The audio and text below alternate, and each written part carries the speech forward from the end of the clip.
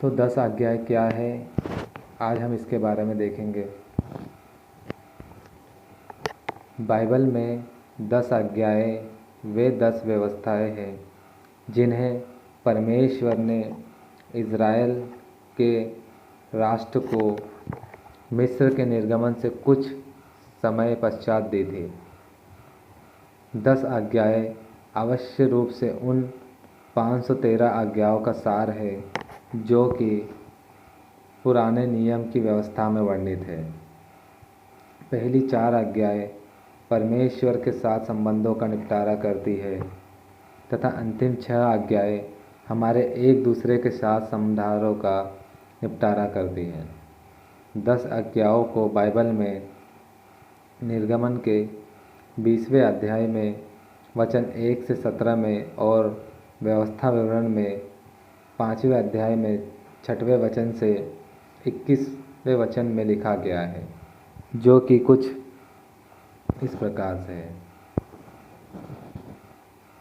तो पहली आज्ञा है, तू मुझे छोड़कर दूसरे ईश्वर को न मानना।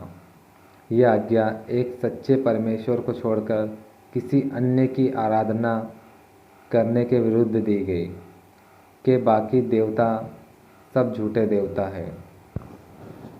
दूसरा, तू अपने लिए कोई मूर्ति खोदकर न बनाना, न किसी की प्रतिमा बनाना जो आकाश में या पृथ्वी पर या पृथ्वी के जल में है।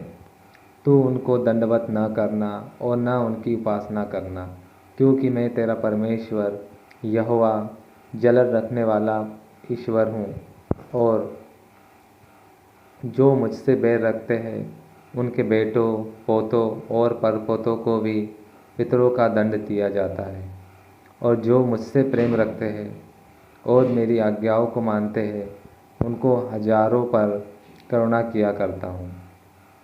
यह आज्ञा एक मूर्ति को बनाने के विरुद्ध दी गई है जो ईश्वर का दृश्य प्रस्तुतिकरण होता है। ऐसी कोई भी मूर्ति जिसे हम रचते हैं वह परमेश्वर का सटीक प्रस्तुतिकरण नहीं होता है। किसी मूर्ति को बनाना एक झूठे देवता की आराधना के करने जैसा है। तीसरी आज्ञा, तू अपने परमेश्वर का नाम व्यर्थ न लेना, क्योंकि जो यहोवा का नाम व्यर्थ ले वह उसको निर्दोष न ठहराएगा। यह आज्ञा परमेश्वर का नाम व्यर्थ लेने के विरुद्ध दी गई। हमें परमेश्वर के नाम को हल्का नहीं लेना चाहिए। हमें परमेश्वर के प्रति सत्कार केवल सम्मानजनक और श्रद्धा से भरे हुए प्रतीकों के द्वारा ही करना चाहिए। चौथी आज्ञा, तू विश्राम दिन को पवित्र मानने के लिए स्मरण रखना।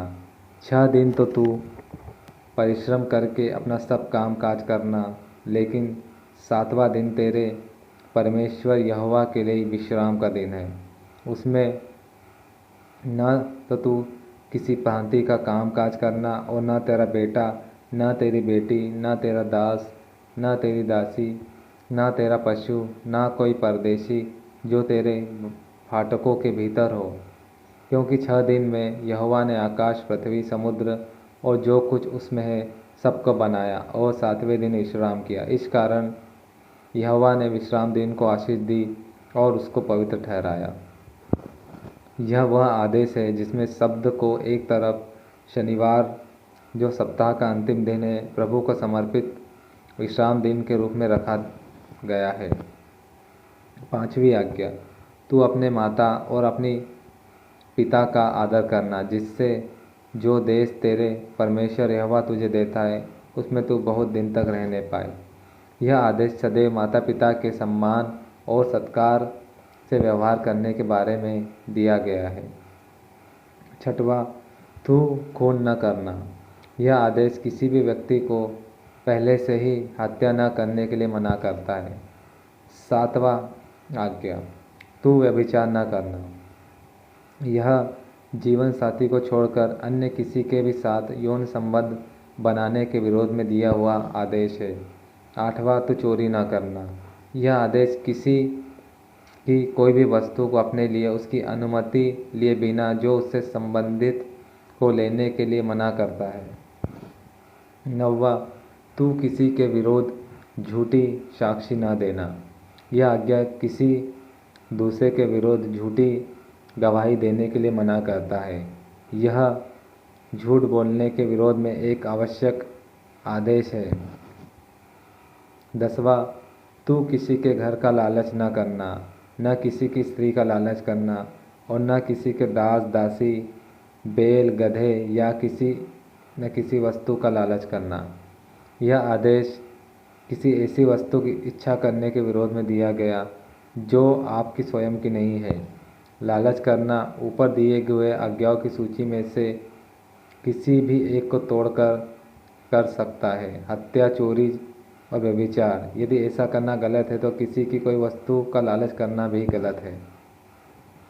कई लोग गलती से 10 आज्ञाओं को नियमों की एक सूची के रूप में देखते हैं कि यदि इनका अनुसरण किया जाए तो ये मृत्यु के उपरांत स्वर्ग में होने की गारंटी देता है। इसके विपरीत 10 आज्ञाओं का उद्देश्य लोगों को यह एहसास कराने के लिए मजबूर करना है कि वे पूर्ण रीति से व्यवस्था का पालन नहीं कर सकते हैं, जैसा कि रोमियो 7वें अध्याय के 7 से 11 में लिखा है, और इसलिए उन्हें परमेश्वर की दया और अनुग्रह की आवश्यकता है। मत्ती 19:16 में दिए गए हुए धनवान के दावों के बावजूद कोई भी 10 आज्ञाओं की पूरी तरह से पालन नहीं कर सकता है, जैसा सबोपदेशक 7वें में लिखा है। 10 आज्ञाएं प्रदर्शित करते हैं कि हम सब ने पाप किया, जैसा कि रोमियो 3:23 में लिखा है, और इसलिए हमें परमेश्वर की दया और अनुग्रह की आवश्यकता है, जो कि केवल यीशु मसीह के विश्वास द्वारा उपलब्ध है। आप सभी को इन वचनों से बहुत आशीष मिले और हम गॉड क्वेश्चन का बहुत धन्यवाद देते हैं जिन्होंने इतना खूबसूरत आर्टिकल लिखा हमारे लिए।